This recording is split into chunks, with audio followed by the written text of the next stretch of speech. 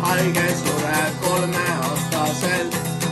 Meie teeme halba, kuid tavakalt ei märka, et arenenud maade elus surnud lapsi tärka, sest meil on vaja süüa ning auto olgu vägev ning õmbleme brändiriietest usinalt prügimäge ja nätsu panen laua alla, sest prügikast ei kõnni.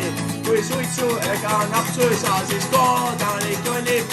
Ehitasin monumendi surnud lastele, siis suuruselt see neljaks alla partlad autoteed. See kataks päikese ja meie riigis oleks pime. Aga isegi siis ei mahuks sellele kõigi nimed. Ja sinul on nii tore, ostad värviteleka. Kui palju toetab sinu ost abivajajad ja tunnad alla muru peal, lööd jalgadega potti. Kas vaesele ei raatsi osta porgandit või suppi, miks jälle ostad puhkuse riiki, kus on nälg. Lennureisidel on ökoloogiline jalajälg.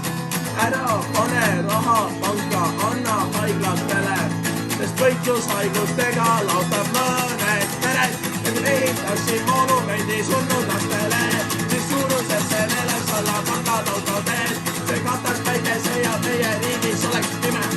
Aga isegi siis ei mahuks sellele kõigi nimed. 28 last sureb iga minut. Võiksin neile anda oma raha õige pisut. Keskklassi inimesel pole taskus miljardit, kuid 20 euro eest saab süüa elanik. Statistika on vale, olukord on uus.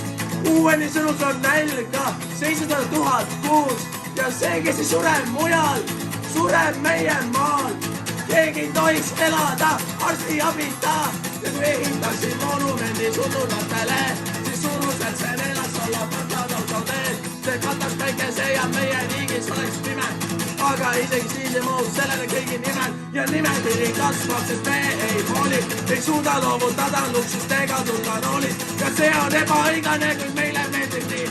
Euroopat õnnetudest seda kaitstud piir ja kui ehitasin monumendi surnulastele, siis suuruselt see neljaks alla partlad autoteed. See kataks päikese ja meie riigis oleks pime. Aga isegi siis ei mahu sellele kõigi nimed. Kellegi nimed ei mahu sinna. Meie ühiskond on nii perses. Mõned inimesed võivad terve päeva suitsust ja alkoholist. Mõned inimesed isegi haiged mõeldama kopsudele. Neil on piisavalt aega, et saada teada, mis asi on suitsetamine.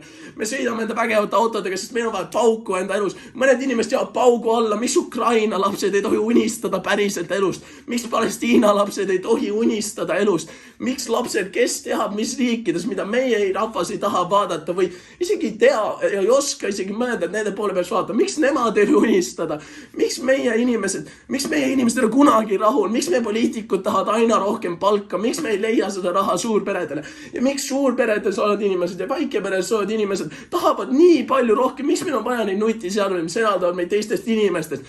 Miks meil on vaja nii palju? Miks meil on vaja kasutada nii palju bensiini? Miks me ei tohiks ühistranspordi kasutada? Mis on saanud sellest ideest, et me võiksime kõik kasvatada asju ühises aias? Miks me ei võiks õppida ühistes koolides, kuidas üksteist armastada, kuidas hoolida?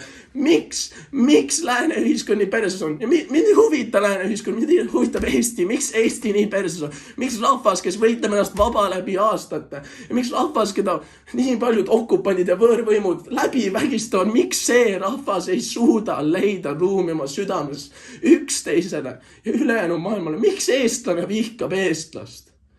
See laul on kõikidele inimestele, kõikidele headele inimestele, kes surid. Kõikidele headele inimestele, sest see maailm on perses sellepärast, et kõik head inimesed surevad enneaegselt. See laul on kõigi mälestuseks, kõigi, kes ei oleks tohtinud surra. Ja see laul on keskmine sõnum kõikidele inimestele, kes peaksid olema surnud. Kõikidele inimestele, kellel on võimalik olla parem, aga nad ei ole. Te rikute mu tuju.